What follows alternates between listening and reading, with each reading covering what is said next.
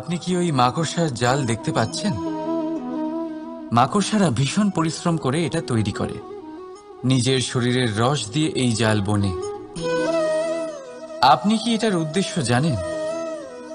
আসলে মাকড়সা এই জালে ছোট কীটপতঙ্গ ধরে তাদেরকে খাদ্যরূপে গ্রহণ করে। কিন্তু আপনি কি এই কথা জানেন যে একদিন মাকড়সা নিজেই নিজের জালে জড়িয়ে মৃত্যুবরণ করে থাকে? বলুন, কি করেন আপনি এই জাল দেখতে পেলেই মুছে ফেলেন এর অস্তিত্ব, তাই না? তেমনি অন্যদিকে পাখির বাসা, পাখিরাও ভীষণ পরিশ্রম করে এটা তৈরি করে। কিন্তু যদি পাখি একদিন এটা ছেড়ে চলে যায়, তাহলেও লোকে এটা নষ্ট করে দেয় না। কারণটা কি? এর কারণ হলো এর নির্মাণ জীবন সঞ্চারের জন্য করা হয়েছিল, নষ্ট করার জন্য নয়। তাই মনে রাখবেন, জীবনে আপনার পরিশ্রম যতই বেশি হোক না কেন, যদি আপনার লক্ষ্য শুভ না হয়, তাহলে আপনারও বিনাশ নিশ্চিত।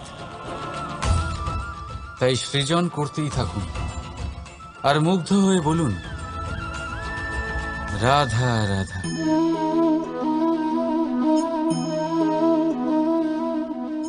আপনার কি মনে হয় আমি কি করছি? আপনি বলবেন আমি প্রদীপ জ্বালাচ্ছি। সঠিক।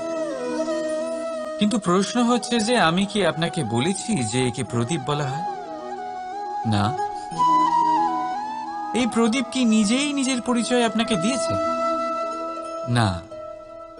তাহলে আপনি কি করে জানলেন যে একে প্রদীপ বলা হয়? উত্তর হচ্ছে প্রকাশ, যে স্বয়ং জ্বলে অন্ধকারের মধ্যে সংসারকে পথ দেখায়, সেটাই প্রদীপ। যা নিরাশার মাঝে আশার আলো প্রদর্শন করে, সেটাই প্রদীপ। অপর দিকে আছে সাপ, যাকে না দেখেও তার ফনার আওয়াজ শুনেই লোকে ভয় পেয়ে যায়। তার মানে ব্যক্তির পরিচয় তার কর্মের দ্বারা পাওয়া যায়। তাই আপনার এটা বলার প্রয়োজন নেই যে আপনার পরিচয় কি। এটা আপনার কর্মই নিশ্চিত করবে যে লোকে আপনাকে প্রদীপ ভেবে ভালোবাসবে নাকি সাপ ভেবে ভীত হয়ে থাকবে। রাধা রাধা। সময় কত বিচিত্র হয়। সময় আমাদের পক্ষে থাকলে আমরা নিজেদের রাজা মনে করে নিই, আর সেই সময় যদি বিপক্ষে চলে যায়, তাহলে নিঃস্ব হতে সময় লাগে না। তাই মানুষের একটা অভ্যেস আছে, খারাপ সময়ের জন্য কিছু সঞ্চয় করা। আত্মীয়, বন্ধু খারাপ সময় পাশ থেকে সরে যায়। যশ, মান প্রতিকূল সময় চিরস্থায়ী হয় না। তাই মানুষ মনে করে অর্থ সঞ্চয় করাই শ্রেয়। অর্থের কোনো হৃদয় নেই যা সময়ের সাথে পরিবর্তিত হবে। সংসার বলে সর্বদা অর্থ সঞ্চয় করতে থাকুন। খারাপ সময় অবশ্যই কাজে লাগবে, কিন্তু আমি বলবো শুভ কর্ম করতে থাকুন, আনন্দে থাকুন, নিজের ওপর আর ঈশ্বরের ওপরে বিশ্বাস রাখুন। খারাপ সময় কখনো আসবেই না। রাধা রাধা। প্রকৃতি মানুষকে এক বিশেষ শক্তি দিয়েছে, অন্য জীবের থেকে বেশি শক্তি দিয়েছে। স্মরণ শক্তি। এই শক্তি মানুষকে অন্য জীবের থেকে ভিন্ন করে, ইতিহাস রচনা করার প্রেরণা দেয়, জ্ঞানকে বংশানুক্রমে এগিয়েও নিয়ে যায়। আর যারা ভুলে যান, অধিকাংশ সময় তারা উপহাস আর দয়ার পাত্র হয়ে যান। কিন্তু এটাই কি প্রকৃত রূপে সত্য? না। এই স্মরণ শক্তি মানুষের বিকাশে সব থেকে বড় বাধা হয়ে দাঁড়ায়। তার মনকে দূষিত করে দেয়। খারাপ অভিজ্ঞতা, কারোর করা বিশ্বাসঘাতকতা, কারোর কটাক্ষ বেশিরভাগ মানুষই ভুলতে পারেন না, আর তারপর প্রতিশোধ নিতে উদ্যত হন। প্রথমে সময় নষ্ট করেন প্রতিশোধের প্রস্তুতিতে, আর তারপর সময় নষ্ট করেন প্রতিশোধ নেওয়ার সুযোগ খুঁজতে। যদি সন্তুষ্টি পেতে চান, যদি জীবনে আনন্দ পেতে চান, তাহলে স্মরণ শক্তির সদ্ব্যবহার করুন।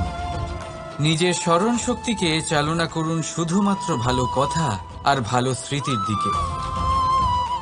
জীবনে আনন্দ পাবেন। রাধা রাধা। মানুষ নিজের পরিবারের জন্য কত কিছুই না করে, দিন রাত পরিশ্রম করতে থাকে যাতে তার পরিবারের প্রয়োজন পূরণের জন্য অর্থ রোজগার করতে পারে। কিন্তু শুধু অর্থ রোজগার করাটাই কি যথেষ্ট? আপনি বলবেন, হ্যাঁ নিশ্চয়ই, অর্থ দিয়ে সব কিছু পাওয়া যায়, বিদ্যা পাওয়া যায়, বাড়ি পাওয়া যায়, ওষুধ পাওয়া যায়, আর কত কিছুই না পাওয়া যায়। এইসব একটা পর্যায় পর্যন্ত সঠিক, কিন্তু একটু মন দিয়ে ভেবে দেখুন, যখন কোনো শিশু অসুস্থ হয়ে পড়ে তখন সে ওই তিক্ত ওষুধ কেন খেয়ে নেয়? এই জন্য কারণ ওর পিতা সেই ওষুধ অর্থ দিয়ে কিনেছে?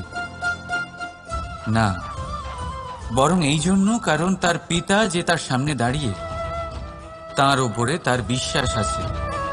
বিশ্বাস আছে যে উনি তার কিচ্ছু হতে দেবেন না। এই বিশ্বাস, এই সংস্কার, এই শিক্ষা কখনো অর্থ দিয়ে পাওয়া যায় না। এটা পাওয়া যায় সেই সময় থেকে যা মাতা পিতা তাদের সন্তানের সাথে কাটিয়েছেন। তাই জীবনে অর্থ অবশ্যই উপার্জন করুন, কিন্তু নিজের পরিবারকেও সময় দিন, আনন্দ পাবে। রাধা রাধা। বিরোধিতা এমন এক শব্দ যা শুনে আমরা সবাই ভয় পেতে থাকি। যদি কেউ আমাদের বিরোধিতা করে তা আমাদের সহ্য হয় না। আমরাও কারোর বিরোধিতা করে কোনো শত্রুতা করতে চাই না। এই ধরনের ভাবনা আমাদের মনে আসতেই থাকে। কিন্তু বিরোধিতা, এই শব্দ আপনার শান্তির জন্য, আপনার সুখের জন্য কতটা গুরুত্বপূর্ণ তা আপনারা জানেন না। তাই যদি কাল এসে কেউ আপনার বিরোধিতা করে, তখন সবার আগে নিজেকে যাচাই করুন। আপনি কি ভুল করেছেন? আপনার দোষ কি? নিজের মধ্যে কি ত্রুটি আছে সেটা বোঝার চেষ্টা করুন, নিজেকে সংশোধন করার চেষ্টা করুন, তারপর দেখুন বিরোধিতার এই আগুন আপনাকে স্বর্ণ থেকে কুন্দন বানিয়ে তুলবে। বলা হয় এই সংসারে খারাপ বেড়েই চলেছে, কিন্তু তার কারণ এ নয় যে খারাপ মানুষ বেড়ে চলেছে। তার কারণ হলো যে ভালো মানুষ, যাদের ভালো চিন্তা, ভালো বিচারধারা আছে, তারা খারাপের বিরোধিতা করতে পারে না। যদি আপনার সম্মুখে কোনো খারাপ কর্ম হয়, তাহলে তার বিরোধিতা করতে সংকোচ করবেন না, কারণ বিরোধিতার এই আগুন মন্দকে পিছুপা হতে অবশ্যই বাধ্য করে। রাধা রাধা।